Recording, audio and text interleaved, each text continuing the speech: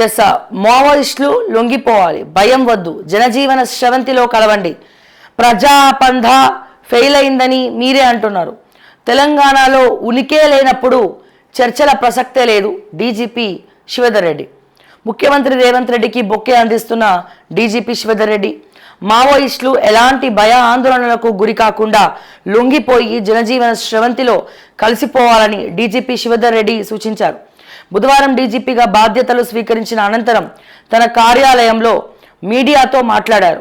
పోరాట మార్గం వీడేందుకు సిద్ధంగా ఉన్నామని ఇటీవల మావోయిస్టు పార్టీ పాలిట్ బ్యూరో సభ్యుడు మల్లోజుల వేణుగోపాల్ లేఖ రాశారని గుర్తు చేశారు. సో తెలంగాణలో అంత నక్సలిజం కానీ మావోయిజం కానీ లేదు. సో శాంతి చర్చలకు మేము సిద్ధం అంటున్నారు. ఇక్కడ అంత లేదు అని కూడా డీజీపీ గారు చెప్తా ఉన్నారు. మరి చూద్దాం, మరి నూతన డీజీపీ గారు మరి ఏ రకంగా ఉండబోతున్నారు, ఏ రకంగా మరి ఆయన శాఖను కొనసాగించబోతున్నారో అతి త్వరలో అన్ని విషయాలు మనకు తెలుస్తాయి. కాబట్టి